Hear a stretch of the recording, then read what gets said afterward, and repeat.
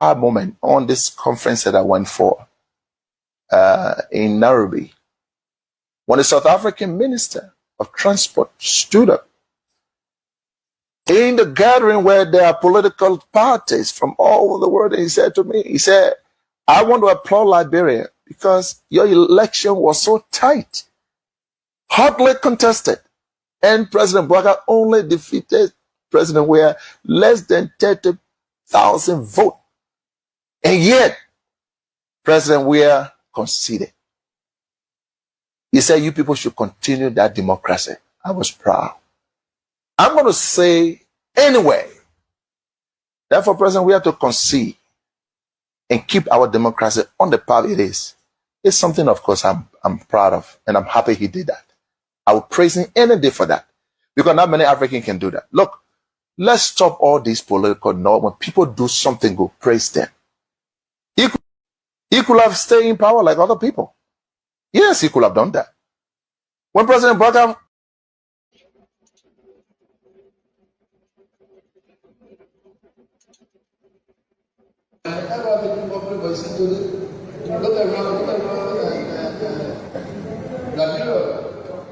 the cleaning stuff that they are calling.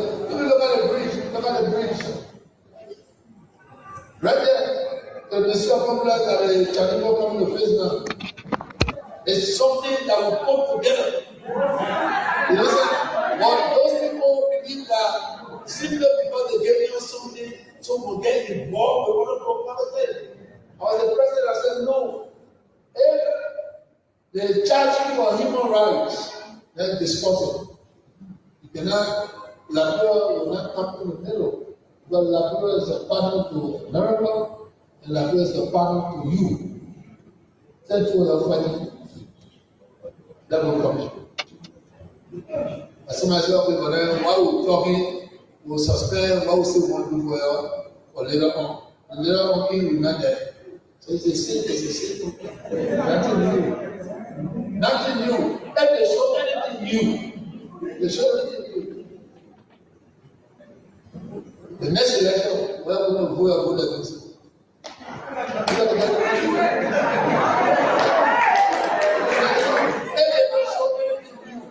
Now, everything they do, the 85%, the 90%, the 75%, the 11%, everything new. All of you are going to the police and all of you vote against us. I can somebody stay 12 years. In 12 years, in the same government by the state of 100 days, they will build all the roads from South to Power. Now, I'm not saying to you, those who put the ball, most of the elements that around today, that will not even a fool or something for themselves. Today, they use, I won't say use, we allow them to vote for this element. And these are the going to see on radio and your government is Cuba, their government or their government. But they don't understand what they came from. When they came on the street, so when they came on refugee camp, we brought them, we came to them and said that guy will be the best guy, vote for him. And these are the people that are on TV talking that of rubbish. They take themselves. But don't let that or discourage you. CBC is a party for you. Because CBC brought yourself down to you. Yeah, there was a revolution to change the period. That's what we're doing. There's no question again. People begin involved, they make big mouth. All of the governments and people step in our homes in America. We are still at the loan, a job about in America, no, but 2010. You can talk politics, you can talk with the same always study. Is that what they're doing? Is that what they're doing? But I don't know, even the 1,000% what I don't need. In 1987, I was almost 19, go to 20, I've been a professor, right there in the bush, in the rear. So, they're talking to you and for me. No, they are poor people, not me.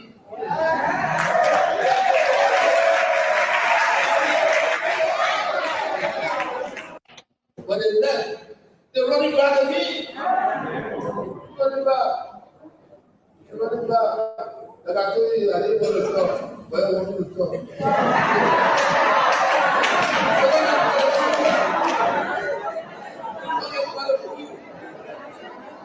Do not let anyone fool you. People don't want to be ahead with you. And I want to see it. I want to see it. You know what I'm saying? I people that go to eat while I saw. You know what I'm saying? It's a joke. It's a joke. Even the United Partisan, they know, I don't have to call again. With everything they get in their possession, they still pass people on the ground and asking for stuff.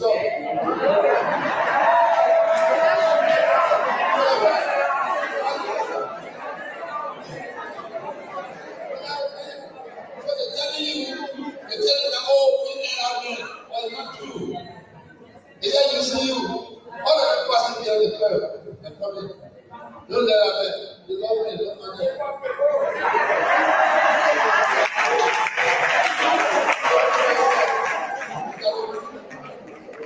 Look at it, we focus and continue to live the life until we see where the head to. We stay back home, the guy never changes. Put yourself together and hope is there, as you say. Put yourself together. Somebody spent 12 years. When they left, the 3 days you did well. Because they come back again, you can go back again. So you got to be focused. You got to be focused. And I always tell you, the right way is not destruction. The right way is not destruction. It's not destruction. Because the wrong way it happened in the country before, we have traces of what happened. Then you don't want to repeat. You don't want to repeat. So what you do, or get away the rule of law, impose the rule of law on people. Because marching together is the right way. Yes. It's the best way to do it. Now we march together, you see the whole group say, you're on the side, the other group on the side, and I say, I'm marching. No. You got to be home. All our friends there that march with us, we made up their march. Today they have it split up different groups. And when they get to the street, you can see the number. Because your friends say, all I want is leader. Everybody give it. Everybody give it leader. You know what I'm saying? Everybody give it leader. They get messengers. Now they want to give messengers anymore. They want to give leader. And the leadership role, the space is a narrow space. So because everybody want to be leader, when you put everybody that will stay back, they will perish. They will see because all our goal is to become the people. And that's it. I don't care what happened to you. You can be opposition or what have you. You can be opposition and still stay in the hospital. They said, Boakai, I stay in the hospital.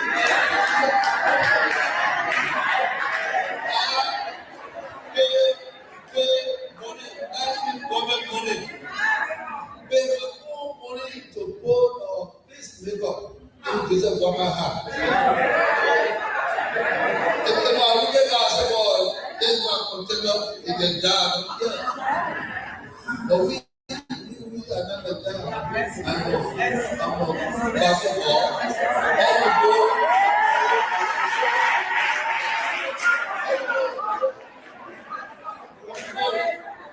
Is to pray to be kind to people that they left their live. Why will you be happy? Give me about me hospital. What's the issue? Why will you be happy? So we need to be careful. You know? This is the country. You said it will go to move. There will be gold and diamond. The promise of gold and diamond. I will tell you that the people that are hospital, they lie us. They all like to call it gold and diamond. It's the gold and diamond working on. Let them talk about Somebody wanted to rescue himself, say he will rescue you. And I rescued also. I rescued one. Just the other day, we see TV. First one day, I drove around Monrovia. In my life, even as I came in the street, while I saw Christmas day, I hear people say, "Oh, but the people didn't talk." For what? I don't even talk. So the next time somebody comes there and say, "You see me, I can make it. I own lonely man. I just want to relate on that. I want to pray."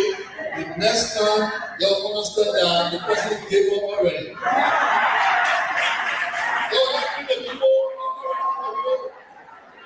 And I'm going feeling. It's the next kind of joke. How can somebody tell you that I can't make it? And you believe that I wasn't going to make it? So that's something I tell you. The president said, "Oh, but I did not lie to the people, but he did not lie to the told you that he was an infidel. The weak can't do anything." So that's what you see. You understand? I passed to the park. I drove by a personal park. It's sad to see that it's all in the story.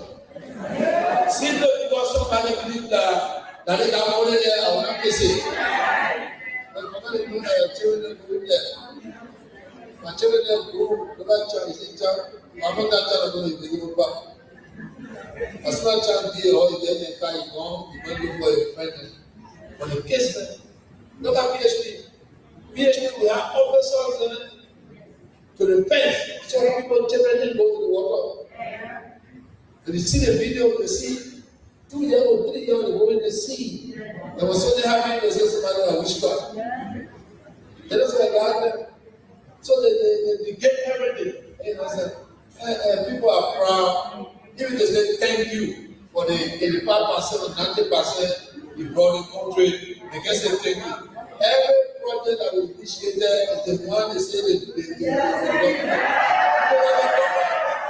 and the problem, you guys are the problem. So what you do, instead of complaining, you need to redo it again. We have a generation that is messed up, a generation that never loved the school people, that want to bring war on us. In general, you put a single that kill your parents, kill your brothers and sisters. You put them back in the bar and you claim that they are rescuers. Is it God? God is very wonderful, but you can see, no. You read the Bible story. Everybody has just seen that. You read the Bible story. You see from one episode to another. You see bad people, you see people. And that's why Israel, from one group to bad until they put the best people there. But as they complain that they people did not go to bring people, they bring bad people. So going forward, Liberians that know what they want. You see, I don't care what they practice or the sedition, how they call it. No. I'm a Liberian. In my life, I work for Liberia through on the wall. I did not see MPP or what I did. And that's the same thing I did as a leader. People running around, they didn't see green or blue. But it's a revolution that we brought because we didn't want any war. What we see today, if these people are not careful, they have to fight other people. And we don't want that. We don't want that. Going to Guinea, the town finish. Going to Africa, no, in our country, this is the best country in West Africa. Why are we running for our own country? Why should we run for our country? Simply because somebody said that he's not giving it this? No.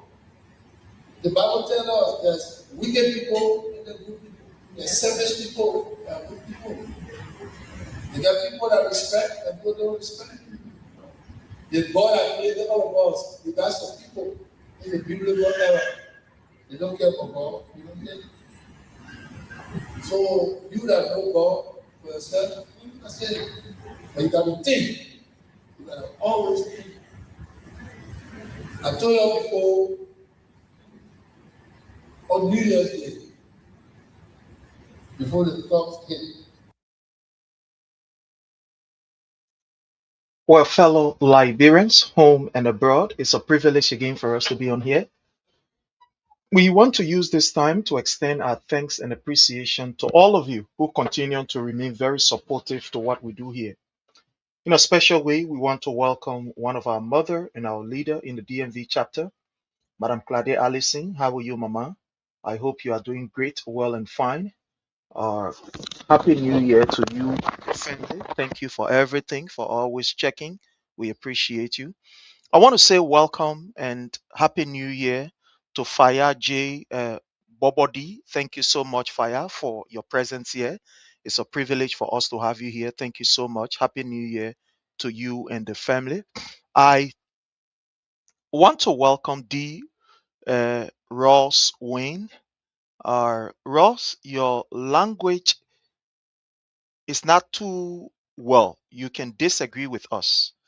But looking at your picture, you're supposed to be someone that is, inclined enough to know that this is a public forum where you have other people watching and that you should be careful with your language. So, Ross, what we are going to do is to delete your comment. You can comment, you can disagree, however you want to disagree, you can disagree, but we will not allow you using this kind of word. You want to spoil your parents' name, and will not allow you to bring disregard to your parents' household. I know you are from a family that take time to really impact knowledge in you, to give you that kind of training. So it doesn't mean because you are a man and you can rent one room, it means that you must forget about the training that was inculcated in you by your parents. That when you come here, you use these kind of F languages, and so we will not take it. You hear us? We'll not take it. You are welcome. I want to welcome you. But again, your language, you can disagree with anybody on here, but we will not allow you using F, this, that, and other thing. We won't allow it. This is not the kind of platform that we allow these words. No, we are not looking for comments, right? We are not looking for comments. So watch your language, disagree with us in the strongest possible term, but also watch your language, please, because we have our young, our youth watching. People at the age of 19, they are on here watching at the age of 20, and they should be able to read these comments without closing their eyes or skipping the line. Even if you disagree, you can disagree in the strongest term, but you don't have to use this kind of harsh languages. We will not accept that on here. Thank you so much. And I want to say welcome to you. I want to say happy new year to Ansu Soni. That's my own brother right there, joining us on the YouTube channel. Jerry Swa, thank you so much, Jerry. We appreciate you watching us there from your corner. We want to say thank you so very kindly. I mean, all of you who are joining us from the Vera platform, we really do appreciate you. We want to say you are welcome. And as usual, we ask that you please do us a favor. That favor we want you to do for us is to please hit for us the share button, share with friends, share with family members. What you can also do for us is that you can also, be able to tag somebody so that we can have a very wonderful conversation. So I am going to, while we await our other panelists, I'm going to play you something here, and I want you to listen to this, share, invite somebody while we, be able to bring on our people, while we bring on our people. So please do us that favor. You can hit the like button, hit the share button, share with friends, share with family members, and let's all of us have a wonderful time. Please share with friends and family members, and let's have a wonderful time. Thank you all very kindly, and Button. Let's speak do with that for us. consulting at the Ministry of Finance. Daniel Nyagona, welcome. Thanks so much, Rios. It's good to be on I your want to stage. welcome the Honorable Philip Tote. Okay. Philip is our administrator here in the DMV chapter. A very, very, very, very strong administrator here in the DMV chapter, the CDC USA. I want to say you are highly welcome, Honorable Philip. We are looking at the time we'll be able to bring you on. Thank you so very kindly for everything you continue to do. And I want to say thanks for, working along with the team for our year-end fast and prayer.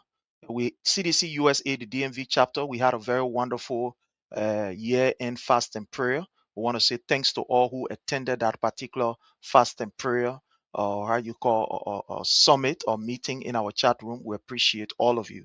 Thank you so very kindly, Philip. You are welcome. Thank you. So let's listen to this. We have been getting different reports of some people not taking pay. Public school teachers, for example, say for 3 months they haven't taken pay yet. The employees at the University of Liberia say they haven't taken pay for December. Legislative staffers, including lawmakers, are saying they haven't taken pay for December. What's happening? So, Julius, the general news here is that the government has disbursed up to 95% of the wage bill to all of its obligations. So, as we speak, on the education ministry front, there were transitions from another pay system to another one. And so, as time goes by, the government pay teachers all across the country in Liberian dollars. And now, the new system requires that you transition everyone to US dollar as disaggregated by the law. The policy, the current policy, you pay 70% and you pay 30%. Yeah, So but now, Daniel, it has been 3 months. How long is it going to take to have that resolved? so it is being resolved now. So we have been paying. We have been paying them. So it's being resolved now. As we speak to you, the deputy controller. Yeah, but the deputy controller. Let me have a break, Julius. The deputy controller is currently in leaving one of the banks to another bank to make sure that this payment process will go through. And I have just concluded the call with him. Yeah, but they are saying for 3 months they have not been paid. That is the issue I'm concerned about. The public school teachers. So the good news is that this matter is being solved now. It's not about the long back law. Is that it's being solved now. So if it is solved now, will they get all their 3 months money in December? Yes, sure. You are going to get your money. Your money will be paid to you. Okay. And there is no conflict whether you will not receive your money. Your money will be paid to you. And the good news is that this government is not indebted to anyone. We don't credit from the Central Bank of Liberia. But this government is indebted to the public school teachers until the issue is resolved for 3 months. But then what is happening with because you said 95% has been disbursed? Are the legislative staffers, are the people from UL, I'm hearing about PPCC and somewhere else, are they part of the 5% that have not been disbursed yet, or is it an issue with their banking, or what? Some of the issues are issues with banking. All right, so fellow Liberians, again, we want to say welcome to all of you. And as usual, we say, please do us a favor, invite as many friends as you can invite, and let's all have a wonderful time in our today's discussion. So before going to our discussion, I want to say to you, Happy New Year. It is our hope and our prayer that all of you will be able to achieve what you have set as a goal for this particular new year. And be focused. It's not going to be easy, but be focused. I want to welcome one of our leader, our spiritual leader, Madam Josephine Campbell. You are highly welcome. Thank you so much for joining us. Do appreciate you. Thank you so very kindly. So, fellow Liberians, today we're going to be looking at several issues. Get ready and let's discuss. I am going to display to you a picture of a very professional Liberian. I'm going to display to you that picture. So let me just bring the picture for you. Okay, I'm going to display this picture for you. So just bear with us while we try to bring you this picture on the screen here. I want you to look at this picture. I think all of you are seeing the picture, right? You are all seeing the picture. All of you are seeing the picture. I hope that the picture is very clear from your end, and I'm sure that this picture is very clear. I have no doubt that the picture is clear. So this person that you are looking at on this picture, she is called Alphia Faith Kemokai. Alphia Faith Kemokai.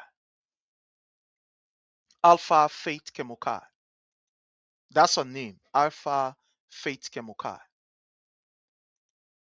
So fellow Liberians, Alphia Faith Kemokai, this young lady that you are looking at, she was recruited by this government. You know, when President Boakai took over,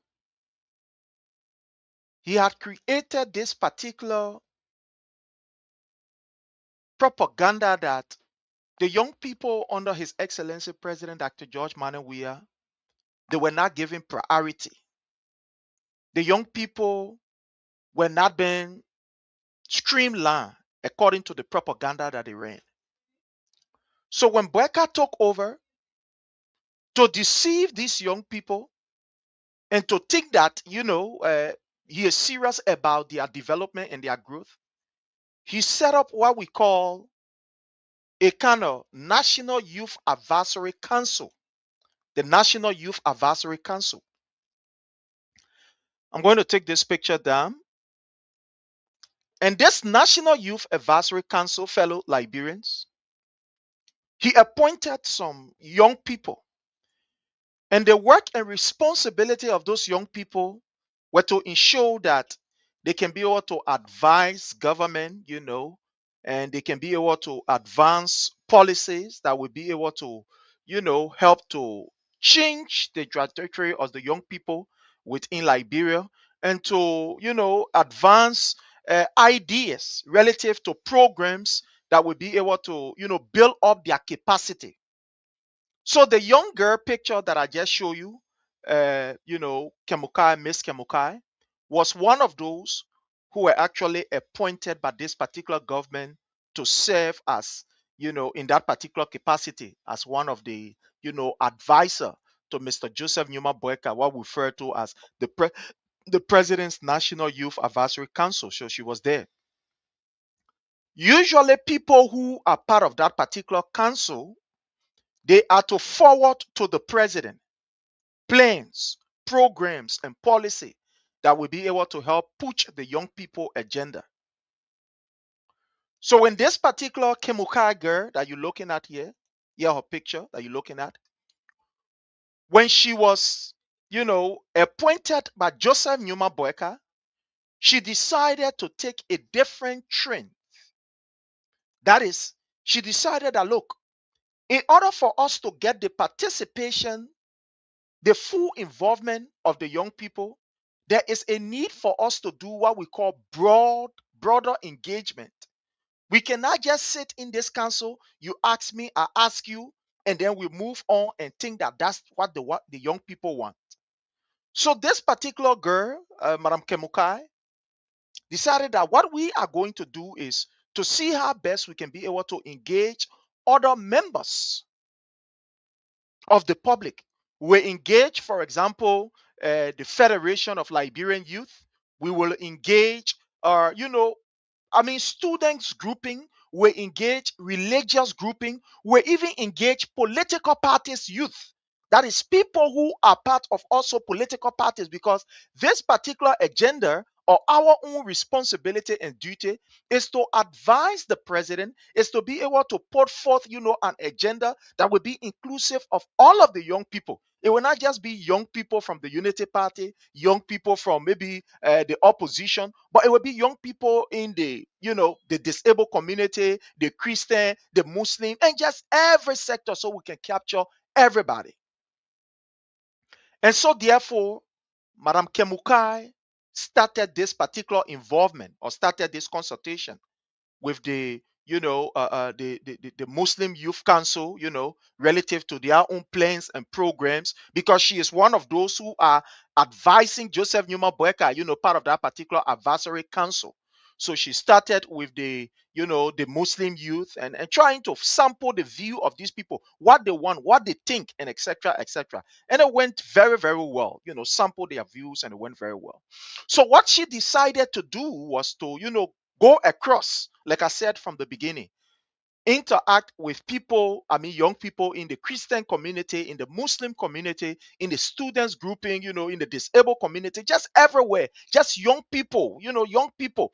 It doesn't matter where you come from, but to just get the broader view of young people, how they think, what they think about the government, how the government can be able to make intervention so that everybody can benefit. And fellow Liberian, when she started on this particular process, there was a serious resistance on the part of Madam Kula Bana Fofana, who is the secretary, somebody will say, press secretary to the office of the president, especially when she started the initiative with the political parties, with political parties. Madam Kula Bana Fofana, Mo Ali, and some other people, in the Unity Party, along with our men Tue and the rest of it, Amos Tue from from LPRC, they believe that this particular advisory council should only listen to members of the Unity Party Youth League. They believe that the work of the council should just be around the Unity Party National, or the Unity Party Youth League. And nobody in that council has the right to consult other individuals out of the Unity Party. So they start to have problem with her, with this particular young lady that you're looking at. They start to have problem with her. Why is it that she's going to other political party, to ANC youth, to the other people youth, to the other people youth? Why she can't deal with just the Unity Party? And her issue was, no, I was appointed on this particular, council, on this advisory council, to advise the president. In order for me to give a very good and a broader, impartial advice, there is a need for me to get the sample of all of the youth within the country. At least a sample of what they think. So I must get to the student community. It doesn't matter whether these people, they are part of opposition or they are not part of opposition. They are young people too that are supposed to benefit. They are young people we are representing. We are not representing Unity Party only, or Liberty Party only, or ACOP only. We are representing the young people. That is the nomenclature we carry. That is the responsibility that we are carrying. And we are not carrying the responsibility of Unity Party youth. So therefore, give us chance. Let us be able to sample the view of every Liberian. The likes of Mo Ali and Kula Bana Fofana, along with, a tour at LPRC, they got angry with this particular young, energetic, professional young lady. They got angry with her and said, in fact, what she is doing is completely out of her scope of office, and blah, blah, blah, and stuff like that. And what they started with was to bully her. They started bullying her. They started bullying this young lady because they felt that they have some proximity to the presidency. They started to bully her. So she said, well, I might be young, but I will not allow anybody to bully me. I was appointed by the president, and I appreciate that the president appointed me. He did not look at my, political party affiliation. He appointed me to serve. So if the president appointed me to be able to advise him and to be able to serve in this capacity, I must do my work without fear and favor. But unfortunately, the Unity Party folks like Mo Ali and Kula Bana Fofana decided that, oh, but when Alphia Kemokai, you want show that you woman, you want show that you too strong, so they decide to bully her. They start to threaten her. In fact, you will move from here. You will not be here. We make sure you will move. You make sure you will move. To the extent that they even told Joseph Numa Boakai and told Joseph Numa Boakai that Joseph Numa Boakai should move her. But you know, Joseph Numa Boakai has a way of doing his clandestine deeds and we pretend like he don't know. So you look at it for long and said, if I am to write a communication to remove her, the backlash will be too much on us. It will backfire. So whatever you guys can do to mount pressure on her in order for her to, whatever she will do to be in line, you guys go ahead. But I will not be able to write any letter to say, well, I am firing her, even though I appointed her. But I will not do it. But he empowered those guys to go ahead and bully her. And so all of the time that she was serving, she was being bullied, being disrespected, receiving series of calls and threats from higher ups in the government, from even the youth league of the Unity Party. One person who will render disrespect to her and insult her and say all kinds of things concerning, her was the idiot that they have there at the National Port Authority they call Queen Johnson, the murderer. So Queen Johnson will put people together to insult this particular professional young girl, to say all sort of things about her. They will insult her. They will call her. They will on different number. They will insult her to the extent that the office that she occupied became very hostile because Mo Ali and Kula Bana Fofana, along with some other people, they have given other people within the Unity Party. They go ahead to torment her so she can resign or so she can leave because Boakai say, I don't want to sack her. I don't want it to be a backlash on me. So whatever you guys can do, you'll do it. So the bully became too much on her. And look at her, very, very young girl. Look at this girl, very young professional. The bully became too much on her. And she decided that, well, I think it's about time for me to give my exit. I am too young to be in this toxic environment where you have Kula Bana Fofana, all the way she is the press secretary to the office of the president, Mo Ali. These people get their job and then they're trying to bully me. The first thing is that I am not a member of the Unity Party. I am not a member of any political party. And so therefore, I must be able to do my work based on the level of professionalism that the president see in me and decide to bring me. But later, she didn't know that all of this thing, they've already talked to the president that they want the president should sack her, and he said, I don't want for anything to backlash on me. So whatever you guys can do, you'll do it. So she didn't know that all of what these guys are doing, the insult, the bullying, and every other thing that they are doing, Joseph Numa Boakai is aware of it. He is aware of it. So she did a communication to the office of the president, informing the president that the environment that she was working in, it was too toxic, receiving a lot of disrespect from her colleagues, other people who were serving on the council, including from some members of the Unity Party who are part of the government, that she was receiving some bullying. Joseph Numa Boakai refused to address this girl concern or to call her to say, well, what are the issues? Who are those? Because he is already the one who is orchestrating this entire plan. So he refused to call her. He refused to even pick up a phone to say, look, let me talk to you and see what is going on.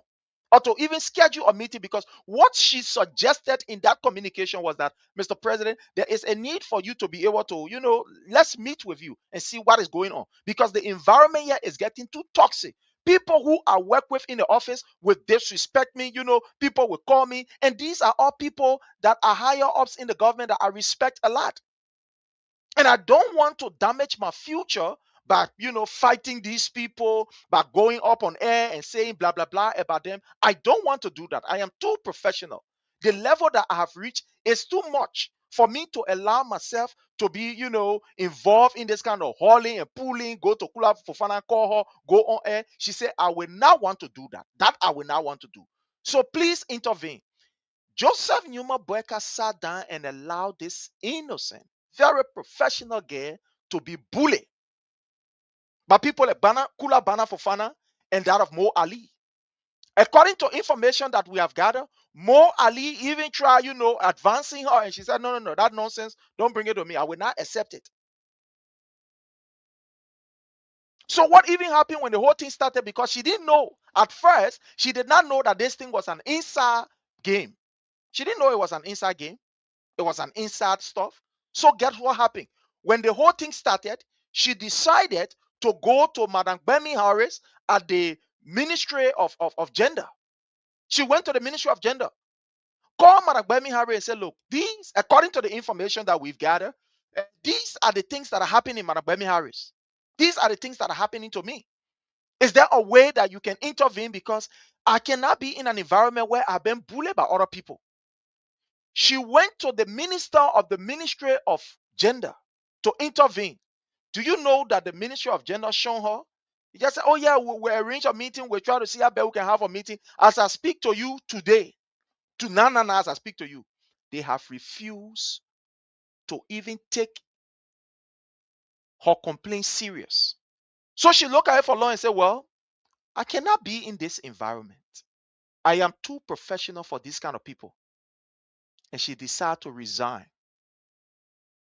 In October, she tendered in her resignation based on some sexual advances from people like Mo Ali, the bullying from people like Kula Bana Fofana, and other people within the party who feel that she should only relate to the members of the Unity Party and not to other party to get their advices or to get what they have, to advance to the president. So they bully her. And finally, she was able to do a communication. She did a communication. That communication, let me just bring this to you.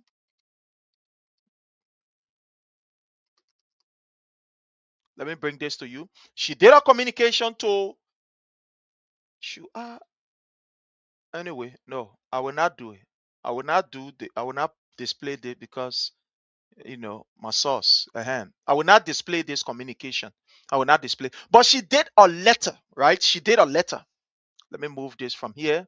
She did a letter to the president. She sent out a communication to the president, Joseph Numa Boakai, telling him thanks for, the level, and asking that she wanted to just move on, to resign. So she did a communication. And the reason why you see this communication, I'm about to read it from the OKFM. Let me just bring it right here so that you can see it. Courtesy of OKFM. This is what she wrote. This is what she wrote from OKFM. Let me enlarge it because I'm going to read it. We are going to read it. So let me enlarging this. Courtesy of OKFM. Courtesy of OKFM. We are going to read this. So let me enlarging it. Okay, I think it's bigger enough. All of us can see it, right? All of us can see it. Okay, something that all of us can see. So we are going to read it. So this is the clarity that she made. After, she was being put here, there, and the stuff like that, she decided to resign. And being a professional person as she is, she decided that, well, I'm not going to put anybody under the carpet. But when I read this communication, you will see within the communication how she was being bamboozled, how she was being intimidated, how she was being bullied by the system. So she decided to do a communication, and all of these things that I'm explaining to you, they are all reality. But because she wanted to be involved in this kind of hauling and pulling, who said this, that, and this and that, she decided to do a communication. I'm going to read this communication. And there are things that we are going to capture in this communication. So we're going to read this communication. And courtesy of the OKFM, the communication, I think portion of it was sent to, to them, and then decided to do. But the one that I have, I don't want to display because of some other reason. Person who sent it said, no, you have to display, so I will not. So I'm going to read here. Following the recent public announcement of my resignation. She was the one, sending in this communication. So, following the recent public announcement of my resignation from the National Youth Advisory Council to the president of Liberia, there has been public interest, and commentary. I believe it is important to offer clarity, claiming honesty, and with respect. So you see, this girl is a very professional person. Even though they've been bullying her, they've been, threatening her, but you can see the level of professionalism in her. She still decided that I will not expose these people. I will try to cover it.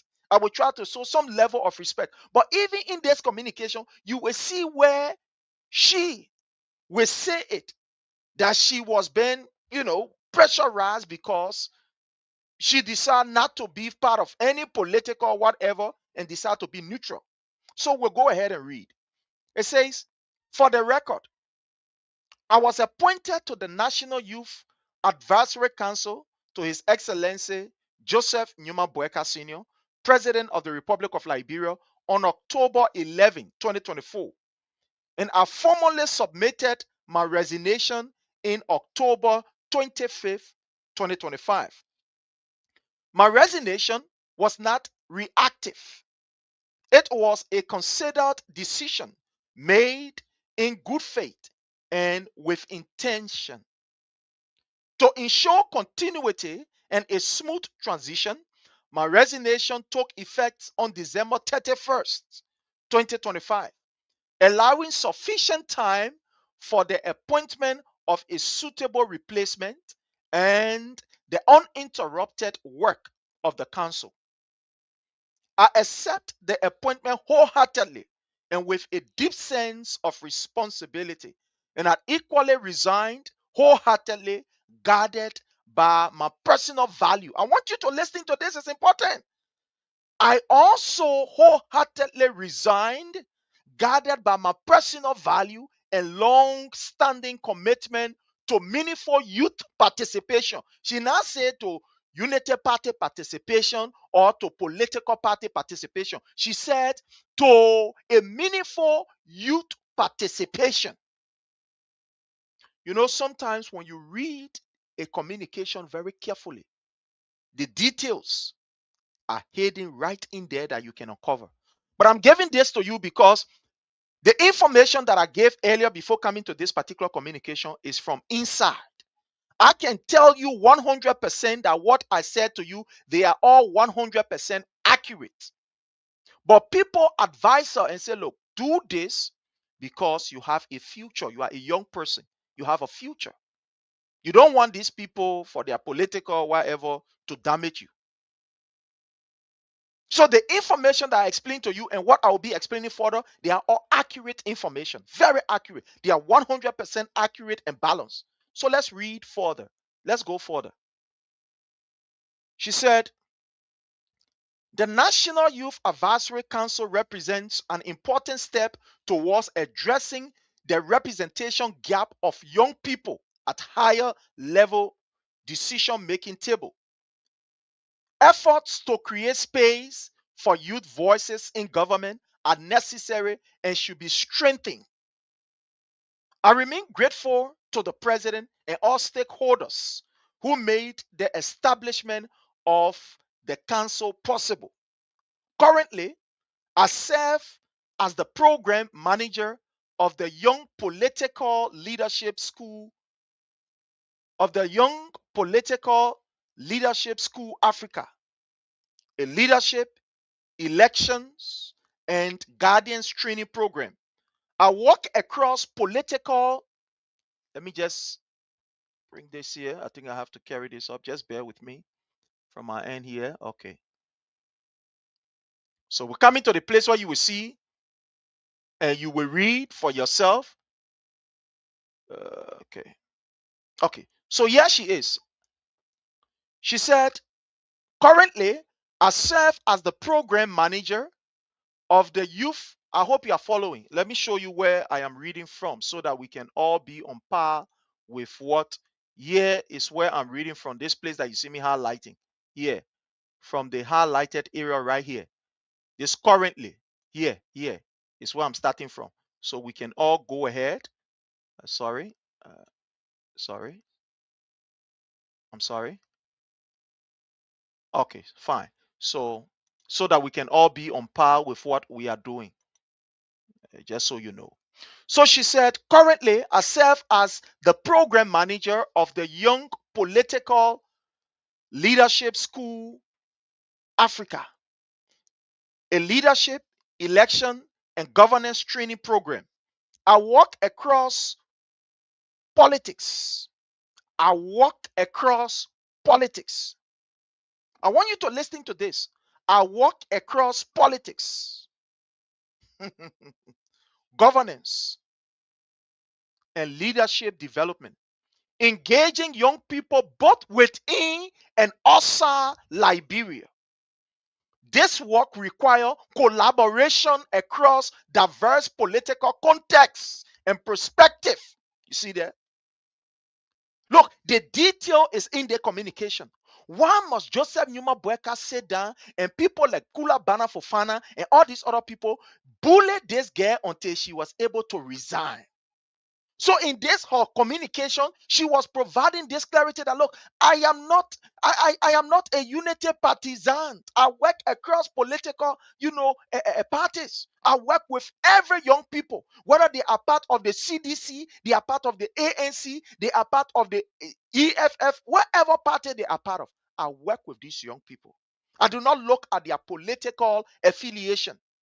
I do not look at their political background or their religion background. I work with everybody. This is what this communication is saying. So let's read and you will see the details in it. I know some of you who are, very objective, you've already seen what we are saying here from this just these few paragraphs. You have already seen it, but let's go in detail and see it. So she said, the work require collaboration. This is where I'm at. I want to show you every step along the way so that we all can be on par with it. This is where I'm reading from. This is where I'm reading from here, where I'm about to highlight. Okay. You see I'm reading from? Yeah. To where you see that highlight begin. It's where I'm reading from. So you can know where we are and then you will follow. So she said, this work requires collaboration across diverse political contexts and perspectives. In that regard, I wish to clearly state that I am not a member of any political party. That's where they have problem with her, because they feel that people who occupy that position must be unity party people. The people who occupy those positions must only be attached to unity party. If you are not a unity partisan, forget it. You are not accepted. What? Dad, I was with Wadu. Now, people are begging you. Yo, just give me 1 minute. Let me attend to what I'm supposed to attend to here. Okay, I'm coming. So let me attend to Sonny here quick. Let me attend to Sonny here quick. So you see that. So she is saying, let's go. So she is saying that I am not a political party species to be attached to just a political party. I am somebody who is serving the president appointment not because of my political party affiliation. He looked at me, they did their own research and saw that I was somebody who was not political. And I was working along with every Liberian youth across broader context. Whether you are a politician, you are not a politician, I was working along with these people. So now that I have been given this opportunity, it's just fair enough for me to continue to work with them, for me to continue to, do what I can do with these people in order for us to be able to achieve what we are supposed to achieve. I will not sit down to ostracize them, because it is the very people whose views that I am representing in this particular council. It is the very people whose, agenda that I am representing. So it is just fair enough for me to always go to these people to be able to have, a kind of talk with them, to hear from them what they think about the government, what are the issues, so that when we are advising the president, we can be able to advise Joseph Numa Boakai based on a broader perspective and not from a unity party perspective. Not from a unity party perspective. So these guys, they got so furious and said, because she is not a member of the Unity Party, she's not supposed to be there. So in this communication that we are reading together, you will see that she made it very clear that for me, and I'm part of no party people thing. So let's go ahead. Let's start. I don't know if you are hearing me, but let's start from the beginning. It says, this work requires collaboration across diverse political contexts and perspective. In this regard, I wish to clearly state that I am not a member of any political party, nor have I ever been.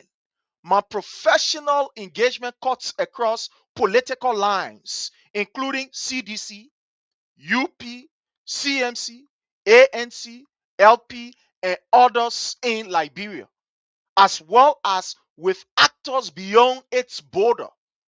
As a young development partner, neutrality, integrity, and trust are central to my work. If I ever decide to engage in partisan politics, it will be done openly and transparently, not from behind civil society. This is her. You hear what she's saying? So because she was being bullied, she was being bamboozled, she was being squeezed, the people say you got to be a member of the Unity Party. If you're not a member of the Unity Party, you're not supposed to be here. And you're not supposed to be here. She said, no, I've not been part of any political party. And in fact, more besides, my work, I am working across with every Liberian youth. It doesn't matter. My work cut across. So why should you guys at this point in time come after me? So in this communication, you see that she is providing the information. I need to keep checking to see if my people, okay. So she is providing the information. So let's go ahead. We take our own time and read. Now, all of what I'm doing is to tell you how Joseph Newman Boakai has so divided this country. That this old man is so wicked enough, he is so barbaric enough to look at a young girl who has decided to be very neutral and to do her best to work and engage every person. That Joseph Newman Boakai will sit down, the girl who can be his grandchild, to sit down and allow this girl to be bullied by people like Kuda Bana Fofana, by people like Mo Ali, and Tueden. Amos Tueden.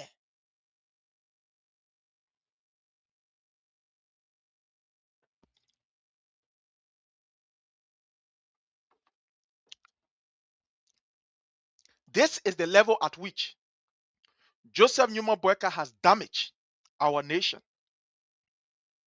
This is about Kemokai. But let me remind you before we go further. This was the same thing that happened to those young converts at the MCC. Y'all remember MCC? When about 6 individuals who the Unity Party said were not members of the Unity Party because they associated with Koji. So they said these people are not supposed to be there. Josiah Joker sacked those Liberians. Professional people took food on their table because according to them, these people disagree and they have their own disagreement. Only because of their lineage to the political party or to individual who maybe are part of political party. So they sacked them from there. Let me just remind you also, you are also aware of almost those 700 people from the Ministry of State for Presidential Affairs, including the EPS, the EPA at the Environmental Protection, Executive Protection Agency, the EPA. He sacked these people, and the only reason that was provided for sacking these people was because these people were employed during President Weah time. You see how the politics is becoming dangerous? You see how Joseph Newman Boakai is damaging our nation? You see it, my people? When we tell you people, you think that we are joking. When we come here to expose the ills, you think that verse with verse. But we are looking at the very, very root of our nation. That's why whenever I sit here, I say something, some of you overlook it. I say my greatest fear is not about President Weah coming to office 2029, because I know he will win. My greatest fear is where President Weah are going to start from. That's why I always say on this platform, some of you can bear with me. Because it's like the progress President Weah made within the period of 6 years. We are retrogressing. They all may have damaged everything. The unity that we saw. I remember as certain government, the CDC, there were colleagues, there were friends of mine who were part of the unity party. Some of them used to give us a call and we used to talk freely. Some of them even used to call my man, my man, but saying I also do them. When we get it, we send it. You saw that respect, that mutual respect. Seditions dealt with people from other political parties based on the human as a Liberian and not political party. To the extent that Honorable Nathaniel Magay even paid the house rent of Mo Ali today. These are things that we can say because they are the facts.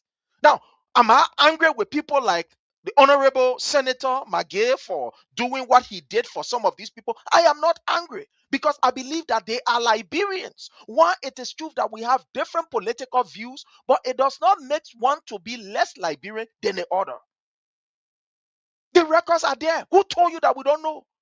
Some of these people in the Unity Party, when they were in opposition, members of our own political institution will put these people on payroll, even though some of others did not even put on payroll to answer our calls at our war. But we don't get time for them because we are not here because we want your call or we want you to take our call. We are here because we are institutionalists. We believe in our institution.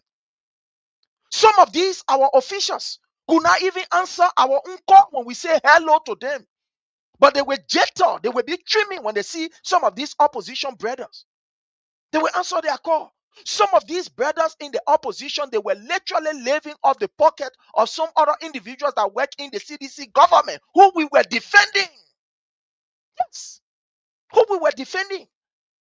One time I looked at one of the ministers, right? The former minister, and we're having this conversation. So I told him, I said, you know what? He did something. And I say, I'm not going after you because I see you to be a non-factor for me to come and highlight you on this kind of platform. I will not do it. But I do not blame you. We empower you. When people were beating on you and they were saying all sort of things about you, because we wanted to protect the image of our institution, we came and we took the bullets for some of you. That's why I look at some of these ministers. Some of you are very ungrateful. But we are not expecting that from you. We defended some of these ministers, not because we wanted job from them, no. Not because we wanted them to give us a call and send offer or $10, no. But because we are institutionalists. Because we believe in our institution. We look at them as people who are part of our institution. So defending them and taking insult for them is something that some of us will do any day. Even if it was to have the reverse of what happened, we still do it. Because that's our institution. We'll not allow people to lie on you. Not because you can pick our call. Not because you don't appreciate our work. I'm not here because I want. Look, the most wonderful appreciation that I get is from some of you that are on here. You know what it means for you to come listen to me 2 hours I talk and you listening to me? There are some of you who call me behind the scene. Say, pray. Like, give you an example. My own mother, Claudia Allison, our leader. She will text and say, pray, how you doing, my son? For example, Oma like let the children play Mariah Nursing. We say, hey, my son, you're thinking. I get many of our mothers who will call, and sometimes they will literally pray for us on the phone and say, hey, my son, thank you, thank you. I got some of my colleagues, some of my friends who will call me, in the CDC, who will also call me and say, please, oh, my man, you're doing well, brother. You're doing well, my man. You're sustaining the debate. These are things that strengthen us. These are things that make us excited. These are things that give us the extra energy to go harder. And we're not going to rest. You think if we're here for money, in people's pocket, we're still going to be here? You know how many persons started this and they didn't go anywhere? We're not doing it for fame. Let me tell you something, my people. Whatever you are doing, when you have the passion to do it, you do it with ease and without any stress. That's how it is. When the passion is there, you do it effortlessly. Effortlessly. That's how you can do it. You can just smoothly move. You can glide through because the passion is there. But if you are doing it because of recognition, if you are doing it because you want money, you can be here. Plenty of people who are doing it for recognition, some of them they're not here today. I'm not excited that I'm not seeing them. Plenty of people who are doing it because they wanted money, they are not here today. Am I excited? No. But we are doing it because we are seditious. We love our institution. We see CDC as the window for a better Liberia. We see His Excellency President Dr. George Manneh Weah as that conduit that God is going to use to give us a better Liberia. So whether we receive call, we not receive call, we do it. Whether you cause us, you will be surprised that even people in our own political institutions when they insult us, they call us fools. I'm telling you, for real.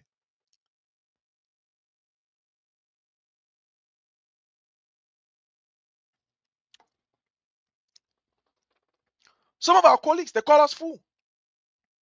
Mr. President, man, you less busy, eh? What kind of nonsense is that? The one who are eating government money, they can't kind of defend.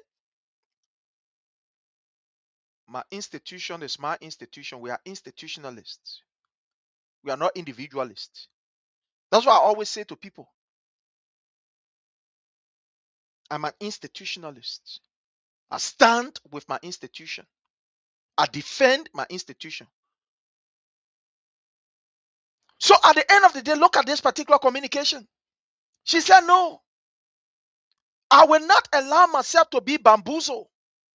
So in this communication that we're going to read, she said that I, as an individual, I will not allow myself to be pressured. If I want to be part of any political party, I will do it openly.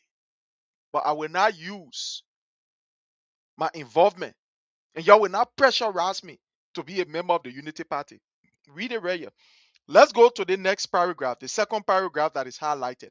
Let's go to the second paragraph. Or let me remind you, because I talk small so that you can get off track, so we can be on par together. The next place that we are going, so that all of us can be on par. So here is where we're coming, right? Say, I am, okay, here is where we're coming. Here we're coming here. We're starting from here. Here we're starting from. So we take our own time as we go on. Okay. So the place that I highlight is what we are going to be reading. So she said, I am also aware of false claims that link my resignation to political party influence. These allegations were unfounded, addressed through legal means, and have since been retracted with an apology. I appreciate responsible journalism and the many voices that stood for the truth and fairness. My resignation should not be read as rejection of youth engagement in governance, nor as a hostility towards the council or any institution.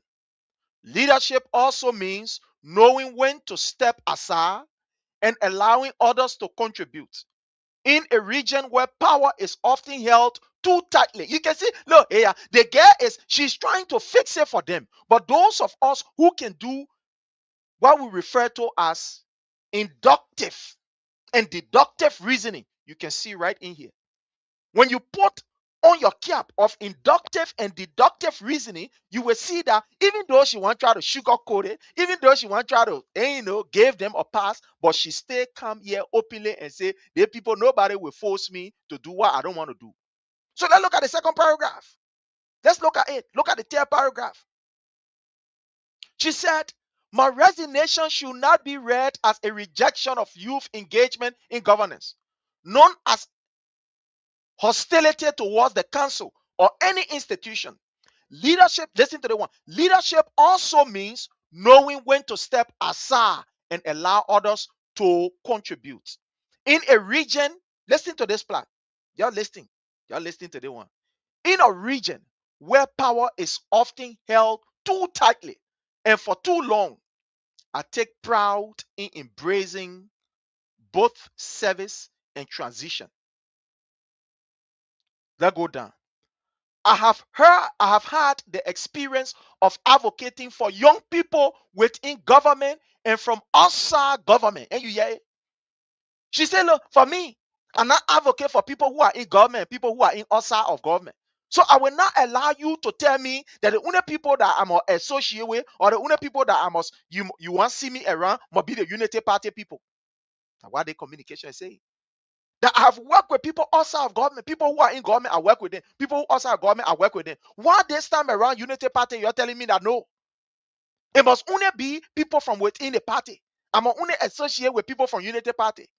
And you're not supposed to see me with people from how you call from CDC, people from ANC, people from ALP or all the other political party. Why must it be just the Unity Party? So she is telling them here, I've had the experience of advocating for people within government and from outside of government. And those lessons will shape my continual work. My commitment to youth development, civil engagement, and democratic participation remains firm. You see what she's telling Kula Bana Fofana? Y'all will not bamboozle me. Y'all will not put me in the corner to only see members of the Unity Party. I will work with everybody. And my engagement with these young people will remain firm. Let's go ahead. A note of gratitude.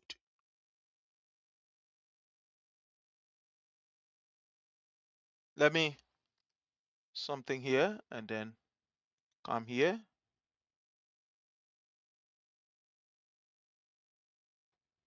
Okay, so a note of gratitude. I would like to sincerely thank the many people who have spoken up, reached out, and stood in support of the work I do. You see that? There were many people who reached out to her. Many people who reached out to her, including my very self. Let me say it there now. I didn't reach out to her as Prince Sharif, and I will not tell you how I reached out to her. And that's how I was able to get this story. You can reach out to people in through many forms, through many ways. Many ways you can reach out to them. I don't need to reach out to them in person. I don't need to reach out to them but some kind of way. You think how some of the time we'll get information here? There are ways and manner we use to be able to extract information, to get information. And so, what is even surprising, fellow Liberians, is to see Mr. Boakai and members of the Unity Party, who yesterday, these our brothers who yesterday, they were literally depending on other people to help them. Some of them could not even afford. It was people like Honorable Nathaniel Magay, Samuel Tue, and other people in the government who will help these people. Today now, they say when you associate with CDC, you become almost like an outcast. And you see what we're talking about? You become an outcast. And you see what we're talking about? You see the Unity Party? But is it strange? Look at the behavior of Joseph Newman Boakai. When Joseph Newman Boakai was asked about his, involvement and, working along with other oppositions, what did he say? You hear the interview. So these guys are behaving the way their political leader is behaving. You think it is strange? No, it is not strange. Those that you see behaving the way they are behaving is because Joseph Newman Boakai behaved the same way. They don't want to offend their political godfather or the man who is giving them, this weakling and sickly old man who is giving them. So they don't want to see it as a means of, trying to disrespect him, because they see that, look, let me tell you something. The leaders depict the tone of the organization, like it or not. The leader depict the tone of the organization. My people, we must all thank God for President Weah. We must thank God for President Weah. For him to control the CDC that I know, and we sit down and allow people to do tabata, we allow it to go. You must know that President Weah is just different. He's just different. The reason why you see some of us are very, very, moderate, very organized, and we put forth our ideas, and sometimes we don't want to be too, you know, tacky and stuff like that, is because of the man that we follow. Let me tell us today, President Weah is not impressed when you try to defend him. That is not who he is. With insults, no. President Weah is not the man that take glory in somebody trying to defend him, and you want to take down life because you want to defend him. President Weah ain't get time for that. When you know the leader that you follow, You will know when to move, what to say, and how to say what to say. Who told you some of these people, the thing that they're doing, we can't battle them, whether it be a physical or whatever thing. But you know why sometimes we just relax? It's because that is not in the nature of our leader. We take on the nature of our political leader, His Excellency President Dr. George Manuel Weah. We take on that nature. Because he's a peaceful man, we try by all means to be peaceful. Who told you we can't come here to lecture people or lead them? Who told you? Some of the things that people can be writing here, we can use 1 minute on their generation and describe it and damage them, with words and dirigba them. We can do it. But you know why we don't? Because the people that are listening to us, do you know how many persons? I am privileged to have the vice president, Madam Joy Howard Taylor, listening to me. I am privileged to have people like Honorable Nathaniel Magay with all of their busy time. At least they can take the time to listen on this platform. I have people like Honorable Samuel Tue to listening to me. I mean, government officials. At the time, I will can't take to can't call somebody man. At the time, I will can't take to can't waste my time. Oh, no, I don't do that. I don't do that. That's why you see, I'm not moved. I am consistently consistent because I know, reading the manifesto of the CDC, I know what the CDC has in its book for Liberians. And I saw that during the first 6 years. You and myself, we saw it. So for a lay girl like this, and I'm going to display a picture before I move on to the next, topic. For this girl who can be a granddaughter of Joseph Numa Boakai, for her to be bamboozled, for her to be intimidated by the likes of people like Mo Ali, the likes of people like Kula Bana Fofana, to intimidate this lay girl until she resigned. This is unfair, man. This is unfair. What crime this lay girl commit? For her to say, I will work with everybody, whether they are sedition or they are member of Unity Party, they are member of ALP, for her to get vexed and bully her until she resigned. Look at this young girl who can be a granddaughter to Joseph Numa Boakai. Amen, for God in heaven's sake. There were people who were part of the Unity Party, but they still had the opportunity to work in the CDC government. Some of them were even friends to some of the people that we knew in the government. But today, the Unity Party is there. When any member of the Unity Party try to associate with the CDC, they look at you to be like a curse. They look at you like to be one of the biggest virus that should never ever exist. Is this how we do things? Is this how it's supposed to be? A country where we are supposed to be united? A place where an 89-year-old man is the president, that he is supposed to be preparing the way for young people, that we can engage each other, that we can see each other as Liberians, that we can look beyond just political affiliation? Is this the kind of president that you expect us to have? The age of Joseph Numa Boakai now, he should be the one that, in fact, Joseph Numa Boakai should always be on air talking about unifying the country. Should always be on air talking about putting things together, putting people together, especially young people, because we have a very promising population of young people. But to see Joseph Numa Boakai is using his influence behind the scene.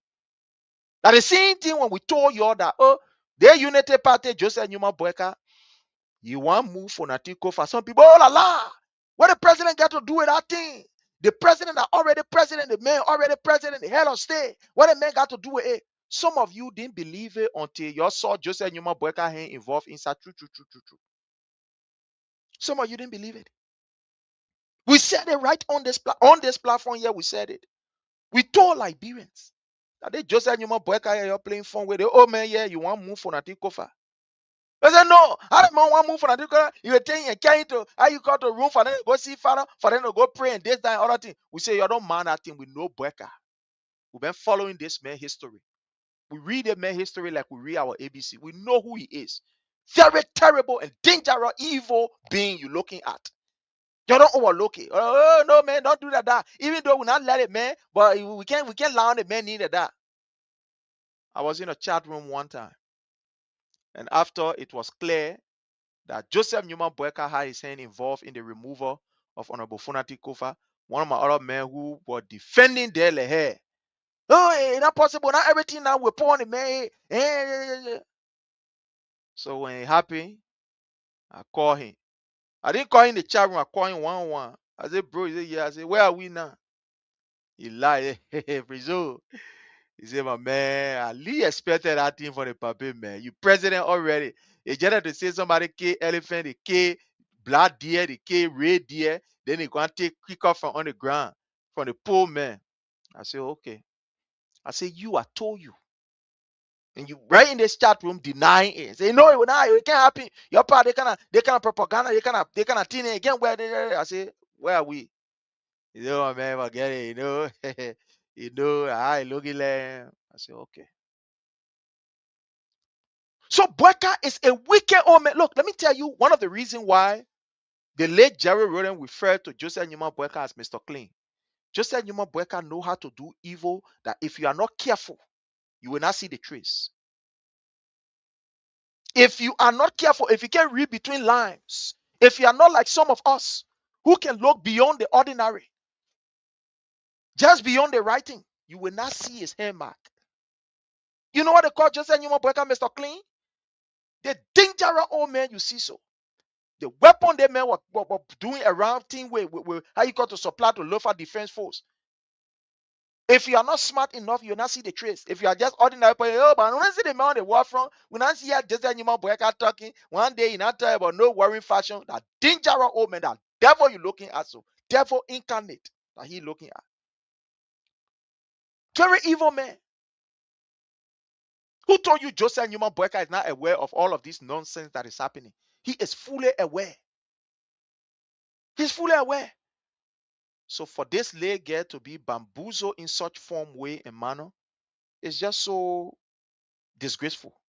It's so disgraceful. It's very so disgraceful. To see Joseph Newman Boakai trying to devour our country. Look at how sweet our nation was under President Weah. I mean, politically. You could see people associating with Unity Party. We laugh at them. They're our brother. We laugh at them. So now the men even used to come, we drink beer together. And you understand? They even used to count people drink beer to them and say, oh, man, oh, let's drink beer. Let enjoy ourselves. We just lie. Oh, man, we be your, we be your, man, we be your, and this and that.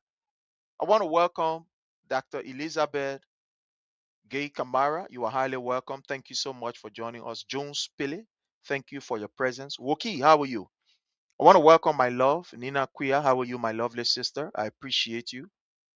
Obina, thank you so much for your presence here. We appreciate you. Obina asks a very good question. Thank you so very kindly. Here is it.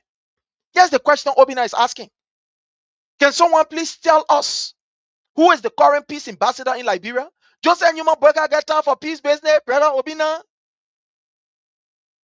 Eh? Joseph Newman Boakai get time for peace business? They prepare the first day in office, he take glory, he pull on his hand and say he want fight. He start fighting right away the first day. And he just went low, he fall down on the ground, wiggly. That's a good question. Joseph Newman Boakai ain't get time for peace ambassador. Somebody who will be a mediator. Imagine these people, they were able to employ the ambushman. They took the same ambushman carrying the coat. Unity Party. The man who is supposed to be almost like the eye and the mouth to ensure that people follow the law. They appointed him. After he point out and say, but you can't be doing the same thing here, and you say, you must sit down and shut up. He say, oh, the man, that taking plenty, that thing, that carrying the coat. They carrying the coat, ambush man, carry ambush man to coat. So Joseph Newman Boakai get time for things they call ambassador business. Joseph Newman Boakai don't have time for that thing they call peace ambassador. My own brother Eric McGill, how are you? I want to welcome you. Thank you so much. I salute your presence. Joining us there from Atlanta. You are highly welcome, my brother. Appreciate your presence.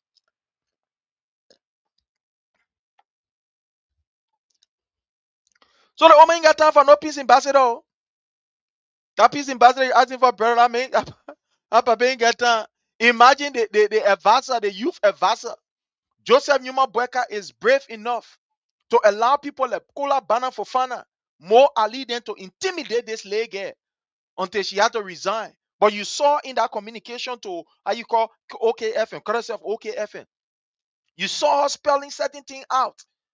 You can deduce that she was being forced. A fellow Liberian, that is the government that we have. No wonder why you see things so toxic in that particular country. Ejero say, how you call the UNE party that's supposed to exist, that unity party. Even some of our friends that we know are even afraid to openly associate with us. What's that? They're afraid. The people are afraid. Look, let me tell you, one of the things that any government should be very careful of is when you see people are not voicing their frustration out, run away. It's not a good sign.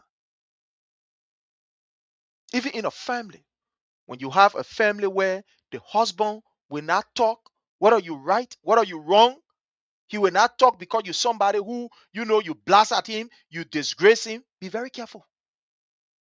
It is good for you to allow people to talk.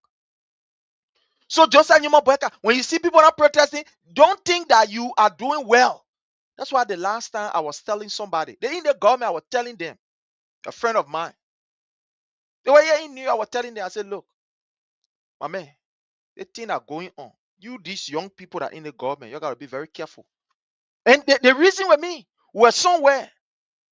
And the reason with me, I told them, I said, my man, you guys have to be very careful because you guys have life. By the grace of God, you still have age in your favor. Even after these 6 years, you will still be young, you will be energetic, you can still contribute to society. Do not allow this old man that has no future to use you to think that you can hate your brothers and your sisters. Because when you do it, when time comes, we'll not forgive you. We will not forgive you. We'll make you feel uncomfortable. You do me, I do you. That 2029 will come and enter. If you young people allow yourself for Joseph Nyuma Boakai to use you, to think that because the men are CDC men, because the men wear red beret, so therefore he is your enemy. Don't think that when we too have the opportunity, we forgive you. We make you feel uncomfortable. Oh yes, we'll do it. We will do it. Nobody come and say that and say, hey, yeah, no, we'll do it. So we're telling you, I said, man, you gotta be very careful. You guys are young people who still have the time, the energy in your favor. Do not allow this old man to put you, to make you to look like a demon. Get down with the politics thing. When we our president, we all used to be around, we drink our late sassama, we be around, we drink our late ogorogo, and we move on, we laugh, we vote you when you're ready, your voice, oh yeah, president, he hear better than a football, all kind of nonsense I used to say. We used to laugh and we move together. We go to, how you call my miracle bosha, we go eat. To the extent some of our people used to even call them American, they made an opposition, poor hungry opposition.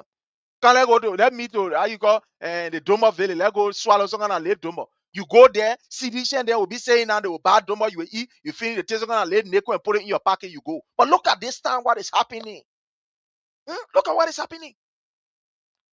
The guy, they are not only mean, they are very mean. They don't even want to spend their money. When you are a sedition, they see you jealous to say, lion, a hungry lion have seen, how you call some kind of small lay antelope. They're afraid to even associate with you because Joseph Nyuma Boakai has infused this kind of toxicness in our politics. What kind of evil, wicked old man is this we get? This man that is supposed to be a father to everybody and say, no, I will not sit down here for such a thing to happen. Joseph Nyuma Boakai have divided Liberia. Liberia is seriously divided. It's seriously divided. Then you think it's good. When we talk somebody, oh yeah, we talk tired. I want to welcome my own brother, Roosevelt Kruma. How are you? You are highly welcome. Thank you so very kindly. Rennie Morris, thank you for joining us. Yvonne, we appreciate you. Harris, how are you? Thank you so much, all of you, for joining us. Joseph Nyuma Boakai has made Liberia so toxic. This is a man even that cannot even associate with former leaders. As old as he is. The girl was asking a question. Mr. President, what is your own agenda working with the former people? Yeah. President Weah, when he was president, he took the bold step and said, I will go to this old man. I will not allow the old man to come to me. I will go to him to show him that respect. All the videos are here. We can show you the videos. Because President Weah wanted to set a Liberia, the process of reconciliation. was being initiated by President Weah. Look at what is happening now under this government. Look at what is happening. Everybody just skeptical of everybody. Your own, how you call a friend, a unity party man, you go around, he running away from you. Because you are a sedition, they don't want to go somewhere. They stand all of them, all the unity party men, the group themselves, when they go somewhere, they see sedition, they move from there. And it's only because Joseph Numa Boakai has caused this place to be very toxic. Like I said, and I will say again, my worry is not about President Weah winning election because he will win. You know my worry is how he will be able to build those broken pieces that Boakai is damaging. Because I can tell you for sure, President Weah will not want to allow anybody to show hate to your brother because of his political affiliation. But again, there are people that will not take it. Oh yes, there are people who will say, no, I will not take it. As a president, you can do your God business. You can go on the other side and so, but me, I will not take it. So the president can be magnanimous enough. But the people who are feeling the pinch, we that are feeling the pinch, you think we accept it? You think we take it? We will not take it. Some will defy, say we will not take it. We're not happy. You know, I give you an example of myself. Growing up, as a labor there in Lokintown, we used to leave from, or we go and play, or what a place. So there is this football that we used to call it crocro ball. Those of you who can remember crocro ball. This particular football, it has some, they fix it in a way that you can see some lay, stuff on it. We used to call it crocro ball.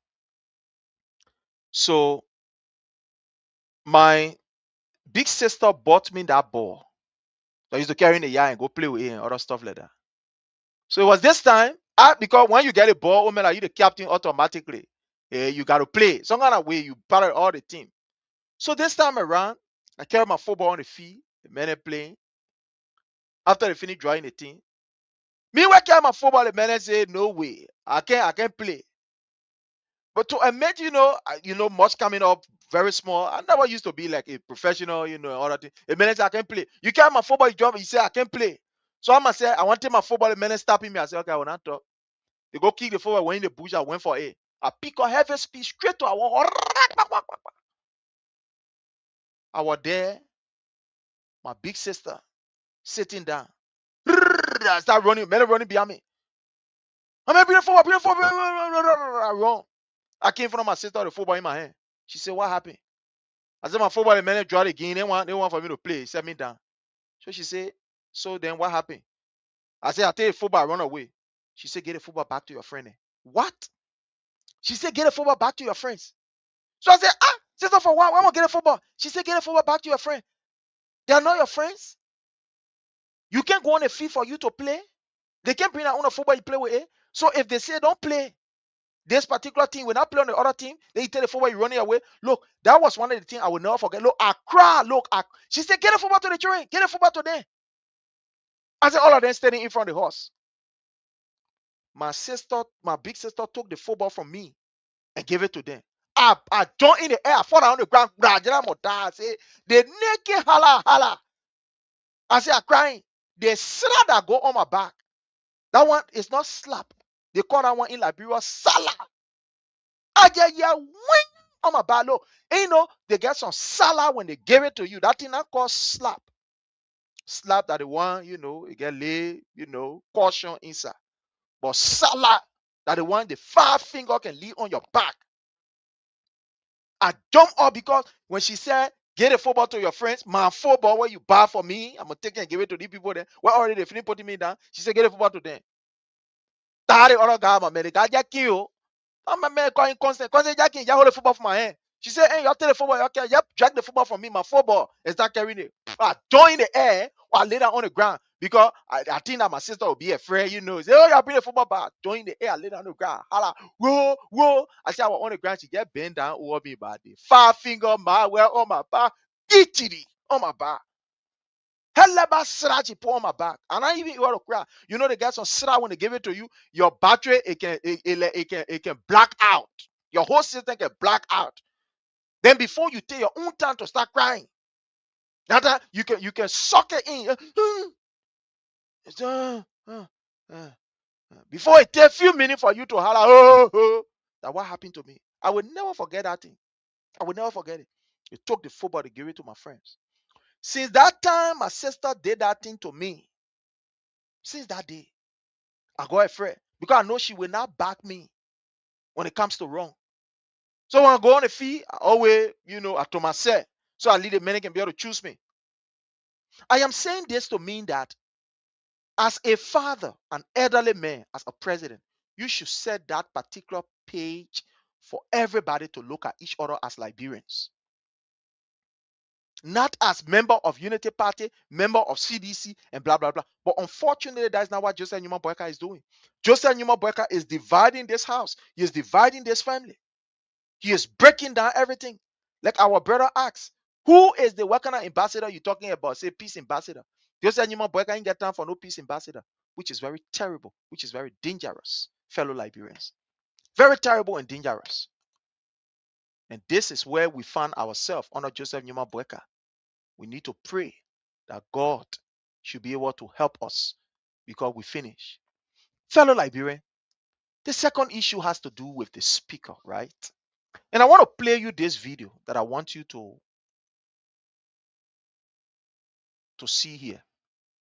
It's a video I want to play, and I want us to see this video. When you watch this video, you will get to know that, look, you see, anyway, things are about to happen. Yeah. I'm coming. Let me just play you this video.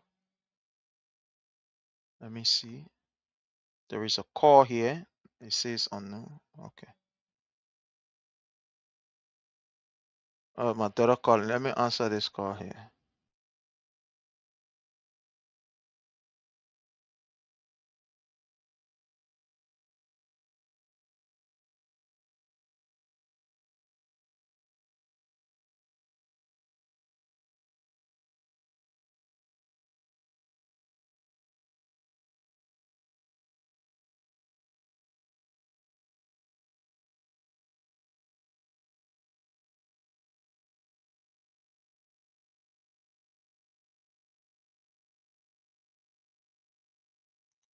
Just sorry, my people.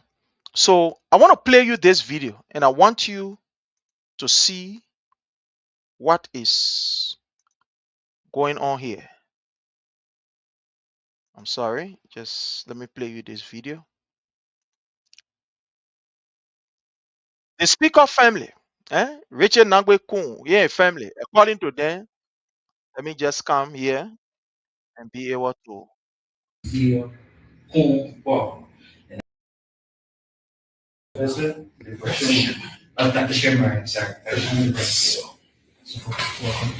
So before we do the statement, can we know who all? So as you all are aware, right? Look, deep and terrible things are happening in our country. Rachel Nangwe Kun. I want to welcome our own general. I salute your presence. Happy New Year to you, General Doka Billy. I want to say you are highly welcome. Thank you so much for your presence. Thank you for playing that motherly role, always with us. I want to say thank you so much. We appreciate you. Thank you so very kindly. We all know that Cecilia Bokun appeared on Spoon and said that she is the wife of Richie Kun, the speaker, and she was asking for a divorce. She made us to understand on that particular platform that her husband, former husband, in fact, not even former because they are not divorced yet, her husband, the family of the speaker came up to debunk what Cecilia Bokun said. And I want to play this. I want us to listen because we're about to dive into it. So let's listen to the family rebuttal, what they said concerning Cecilia Bokun. Listen to this. This will feature a statement from the Kun family as it relates to the response for claims made by the elder sister, Cecilia Well, and that statement will be read by Dr. Besser. Dr. Besser, Dr. Sherman, sorry. So before we do the statement, can we know who all here? Yes. So we can start from here. Okay, I'm Samuel Kun Jr. Elder brother to both of them. Who is the one here? Cecilia Kun and Richard Kun. I'm Stanton and Bracewell, husband to the sister, the younger sister. Okay. I'm Emmanuel T. Kun Sr., brother to Honorable Speaker Richard Kun and Cecilia Kun. I'm Pastor Sideon, best man, a cousin to Richard and Cecilia. My name is Elizabeth P. Kun, sister to Honorable Richard Kun and Cecilia Kun. My name is Lawrence M. Sherman. I'm cousin to both the Honorable Richard Kun and Cecilia Kun. So I'll proceed to the statement. The Blamo Kun family has taken serious note of ongoing public statements and circulating claims made by Madam Cecilia Kun involving the Kun's name, urging her in the strongest terms to immediately desist from actions and utterances that tarnish the name, reputation, and integrity of her younger brother, the Honorable Speaker of the House of Representatives, Richard N. Kun. The Blamo Kun family categorically and unequivocally states that these claims are false, misleading, and completely without merit. Madam Cecilia Kun is the elder sister of Speaker Richard N. Kun. Any assertion to the contrary is a deliberate misrepresentation of the facts. These false narratives, widely discussed in public spaces and on social media platforms, have the potential to bring unnecessary disrepute to the Kun family and undermine the dignity of the office of the Speaker of the House of Representatives. The Kun family strongly condemns the spread of falsehoods, misinformation, and unverified allegations, and calls on members of the public, media institution, and social media users to exercise restraint, responsibility, and respect for family dignity as well as national institutions.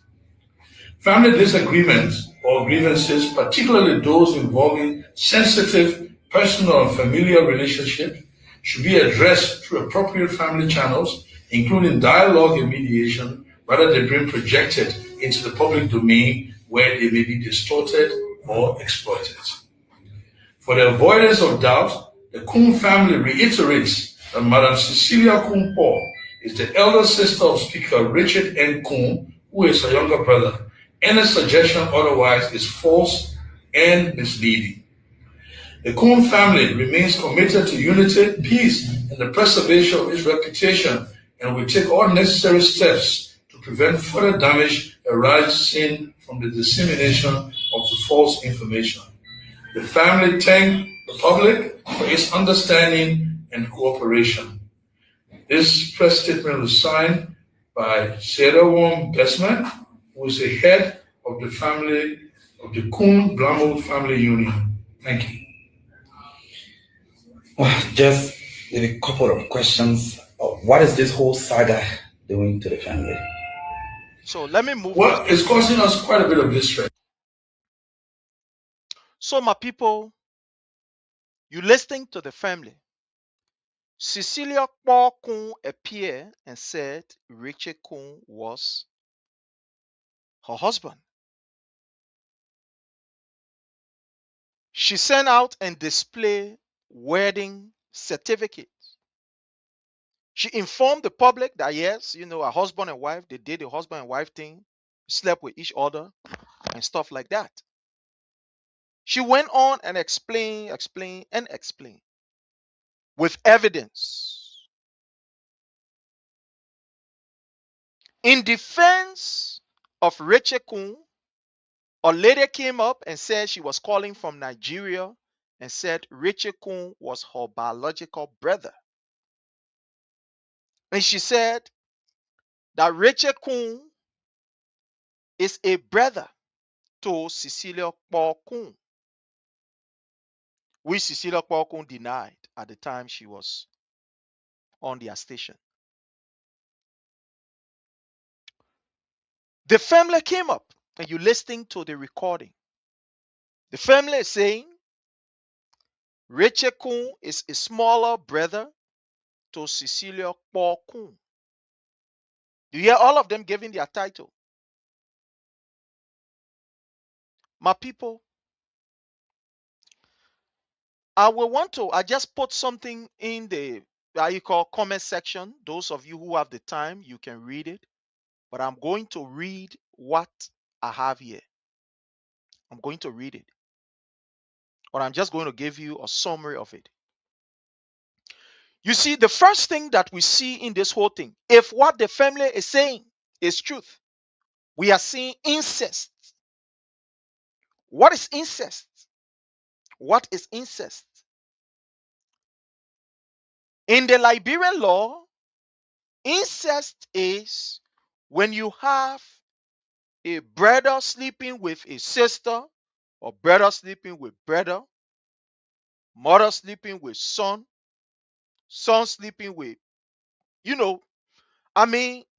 brother, sister, sister. In our constitution, incest is a crime. We will go there so you can see it. We'll go there so you can see it.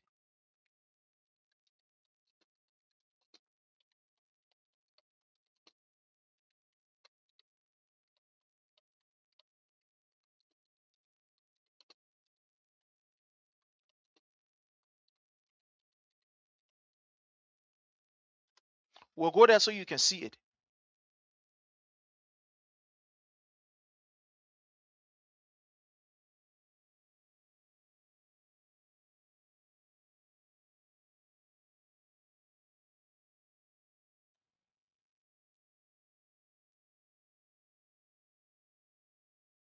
Just bear with me. I have it here. Let me see. 11.2. Okay, so I'm going to the panel law of Liberia and I will display it. 11.2.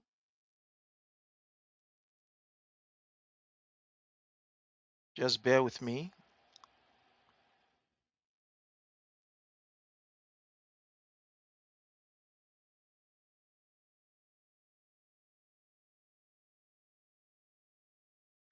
I have the panel law right here. I'm going there.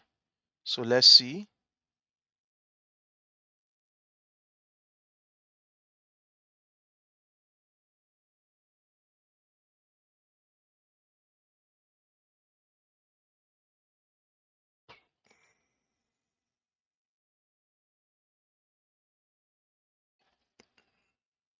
I beg you, just bear with me a bit. I want to show you what our law says concerning how you call incest.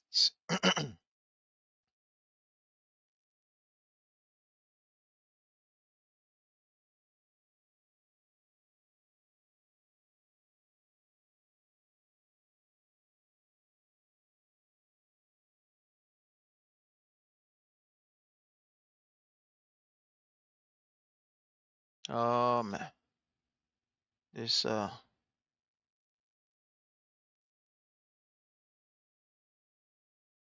this is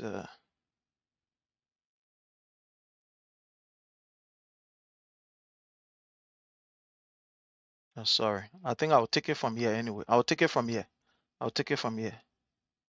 So it says, under Liberian law, marriage between biological siblings constitutes incest, which is expressly prohibited. The domestic relations law of Liberia, that is 1973 code. Are you seeing it? Oh, okay. Courtesy of Legit News Africa. Let me share it with you so you can see it. Sorry, I thought you were looking at it. So let's go. Okay, so I think you can see it from here, right? It's now clear. You can see it. Okay, so I think all of us here can see it. So courtesy of Legit News Africa.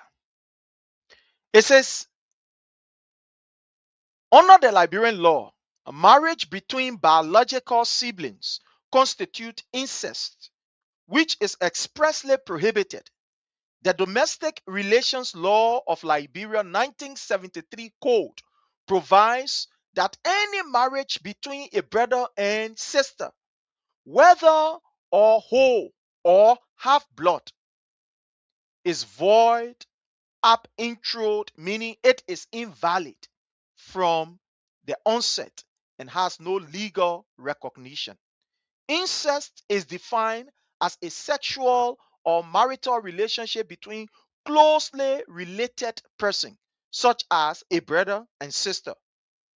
Beyond its prohibition under the domestic relation law, incest is also criminalized under Liberia's Penal Law, Chapter 14 of the Penal Law, which address sexual offenses, especially state under Section 14.70 that incest is a felony of the third degree.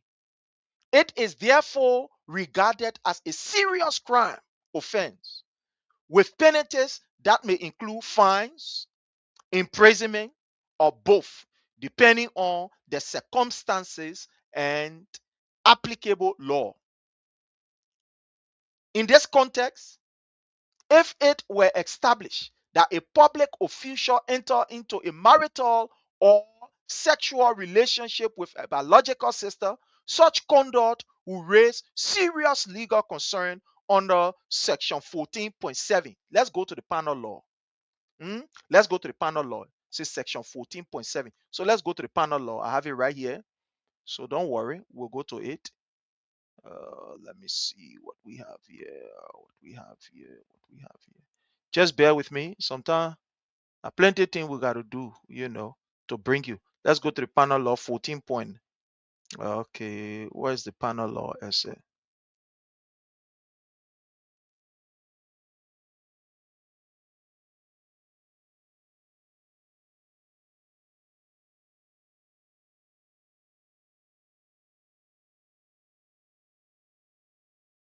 Bear with me. Let me bring the penal law.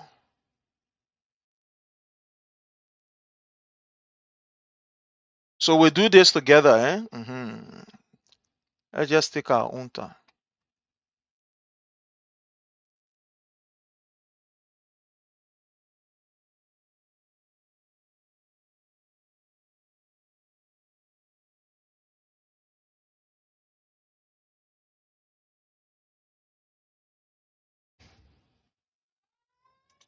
So just let's go to the penal law so we can read. It says 14 point.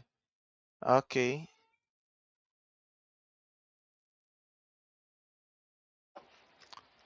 I'm coming.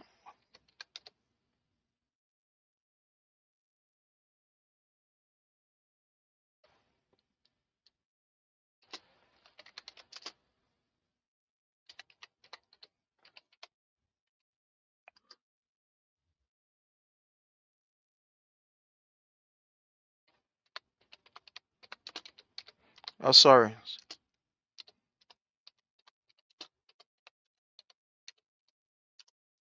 So let me just go there. Just bear with me. Let me go there. And then we can be able to.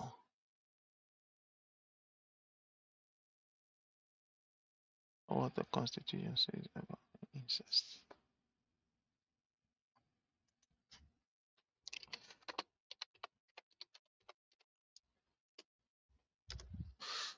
Oh, sorry.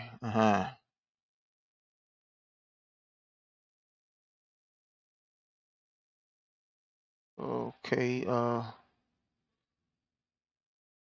What the Constitution says about incest. Just bear with me. The thing here just now is just the penal law of Liberia. I had it here just now. I was displaying it. Then it just lost. I come with my people. Let's just get to it.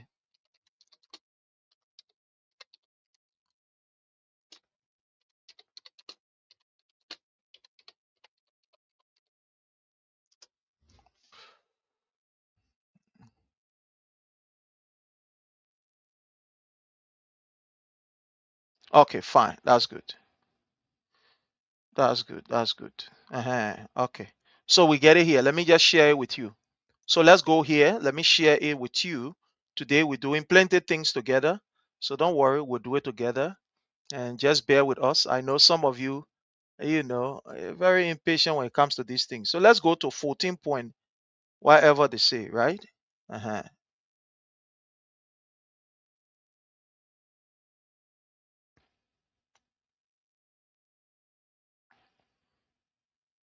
This is 10, 11, 12, 13, with some kind of 14. 14 point.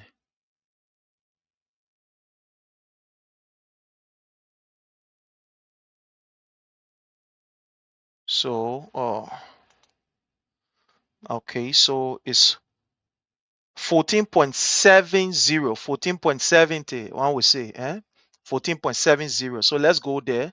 Let's go to 14.70 and see what it says here about incest. So let's go there, 14.70. Here is it, 14.70 on the subchapter D, sexual offenses. So let's go there. 14.71, 14.70. So let's go there together, right? Don't worry, we'll go there together. Okay, so we have it here. 14.70, rape. They have rape and honor A. They get all these sexual different stuff. Let's see if we can look for just what we are looking for. We have rape here, male and female, intentionally, okay, victim, gang rape, definition, sexual concern. Let's go B, a person. Okay, so let's go so we can find the particular area that we want to find is the place that talk about incest, right? The place that talk about incest. So it says 14.70. So this 14.70, we already there. Let's look for the section that has to do with incest. Incest, okay.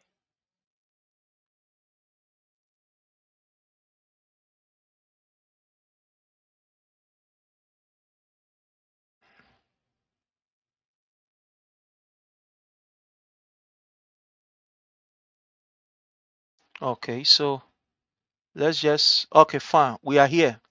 So it says 14.70 only for offenses on or before June, this, that, this, and all the other things. It say a male who has sexual intercourse with a female, not his wife, has committed rape if he compelled her to submit, okay, blah, blah, blah, has impaired her power, okay, this, that, this, employed within the female is less than 16 years old, provided gang rape, there's not gang rape, gross sexual imposition, only for offenses committed or before a male who has sexually intercourse with female, not his wife, has committed blah blah blah, third degree or this, that, all the other thing. Let's see. Involuntary sodomy, involuntary sodomy. Okay, voluntary sodomy. He knows, okay. I want to capture that main area that talk about incest. So yeah, bear or we are not how you call legal people, but we get what we're supposed to get here related to sexual crimes against the person. When the criminality, okay, sexual permission, spouse relationship in section this, that, this. Let's see, let's see.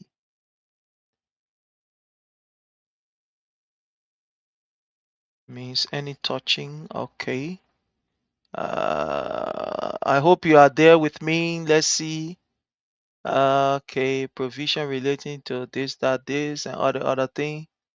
A person who knowingly has sexual intercourse with another person cause such order to have sexual the act no offenses person blah blah blah be taking this and all the other thing. Let me see. Let's go here.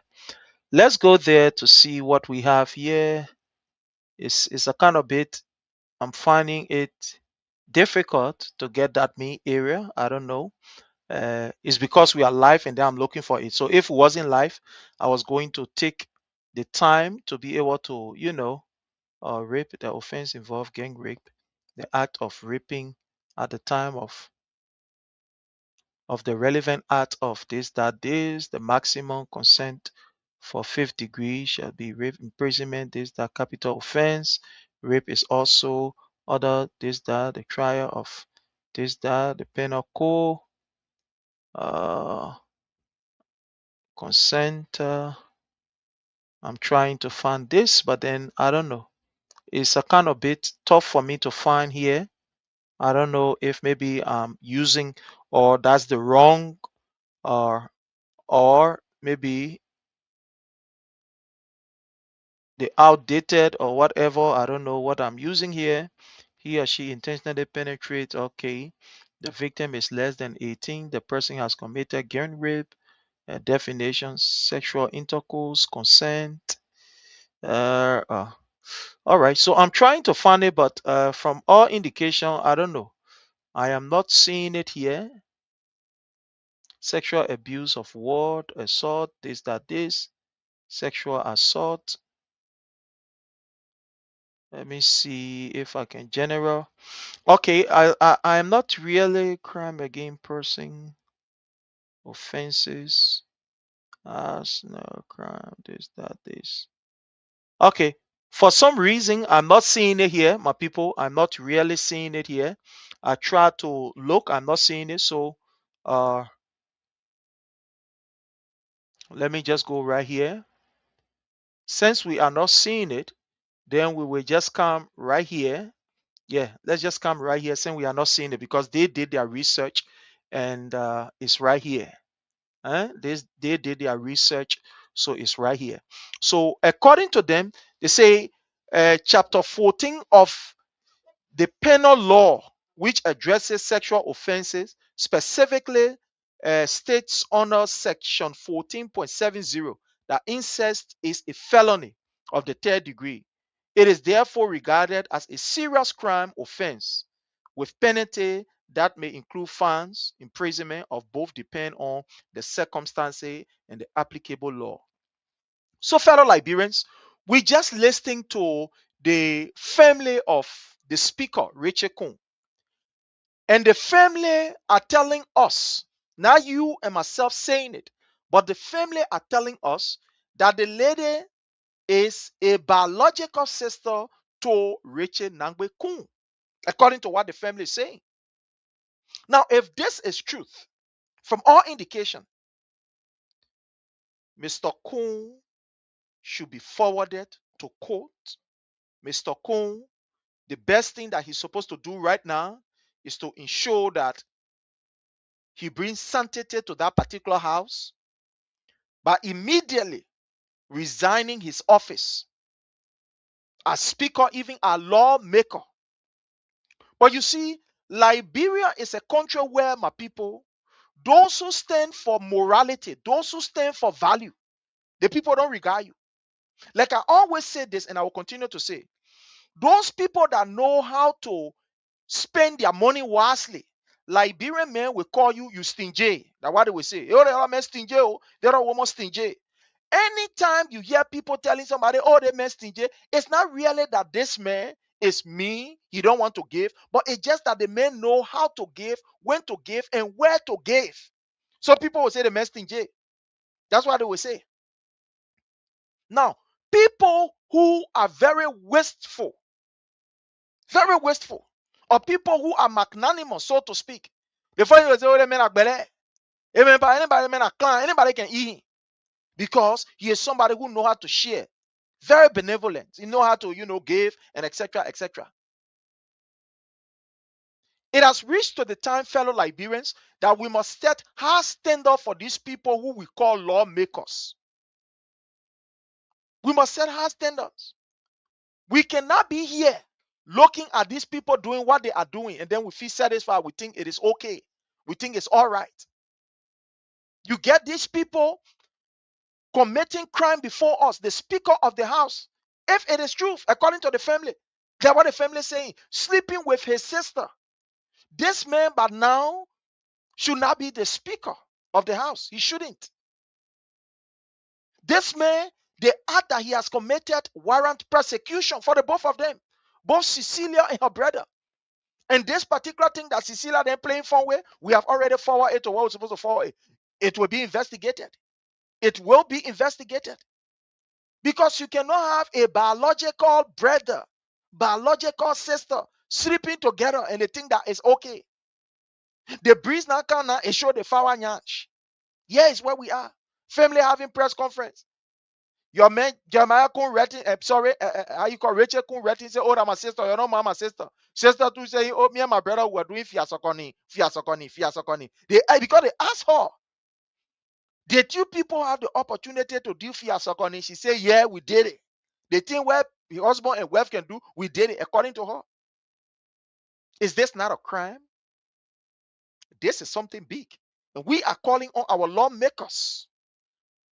We are calling on these people to launch an immediate investigation so that Kun will recuse himself as a speaker and undergo that investigation. But do we have people of moral who will stand and say this must be? Do we have people of moral in that house who will come together and say, no, this is not part of us? Look, this is a test. You can see why these people are trying to sneak the mia thing among us. And you understand? The reason why they're trying to sneak the mia thing.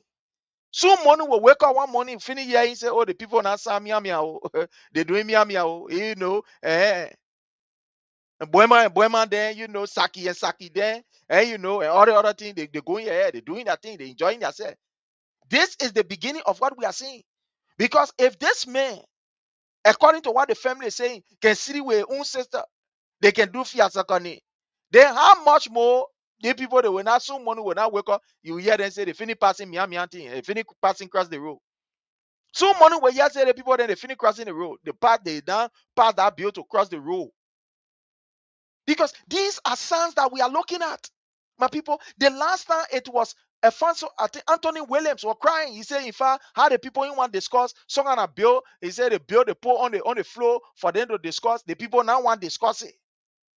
And you know, the Miami bill, he said, oh, the people now want to discuss Miami bill. I think I still have that video. Let me see if we can bring that video here for you before we go on the show. Because we're supposed to be on the show there on the Kings FM. Let's see. Your man Alfonso Anthony Williams, you were crying. Anthony Williams said, oh, the people, anytime we bring the Miami bill for all the talking, they want talking. When we bring bill here, the people, they push us out. They want to discuss it. Anthony Williams, what? You were crying that day. Let me see. I think I should be having the video here. Don't worry. Let me see. I think this will be okay. I will reach there. Don't worry. We'll come there. I should have the video here. You remember that video? The man was crying. Anthony Williams was crying. The man said, anytime we bring the what you call a Miami bill on the plate for all the talking, the people then they can just put it under the table. Rachel Kun can just put it under the table. Because the man know Rachel Kun, the kind of art he is engaged in. So how will he? Okay. Coming. Let me see. Hey man, it's supposed to be yo.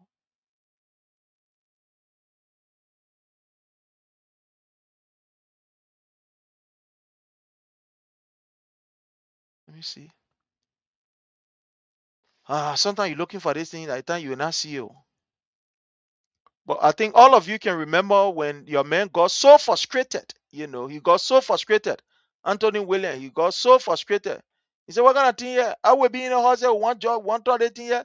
The person must soon talk. Anytime we bring a bill, they just kick it one side. Anytime we bring a bill, they say they carry it to committee room. He was frustrated, and I hope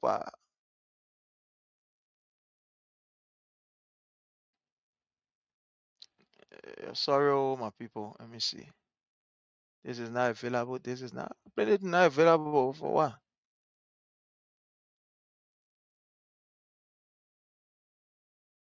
Okay, it's like from all indication, I'm not seeing it here.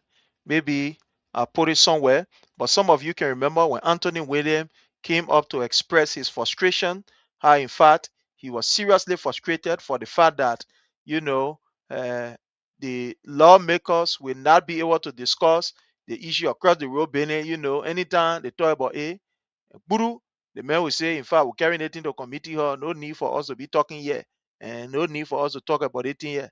He was so frustrated. So I don't know, but I'm not seeing it here. I'm not seeing it. I think maybe I put it in one of my files that I'm not locating. But don't worry, we will.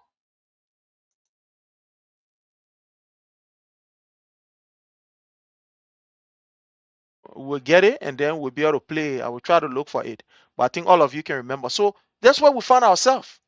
You find yourself in a country where things that are not supposed to happen is happening right in front of us. And we are overlooking these things.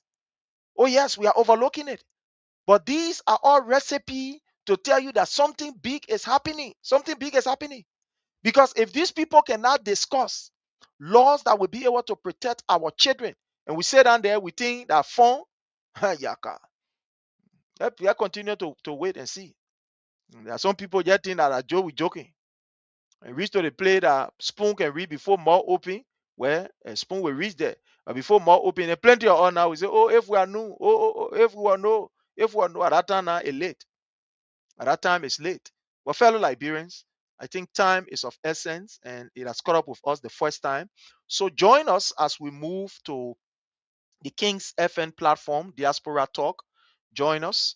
Encourage all of you to follow us on the, the King's FM Diaspora Talk. Join us there so that we can again have a wonderful discussion. So on this note, time have caught up with us. We want to say happy New Year to all of you.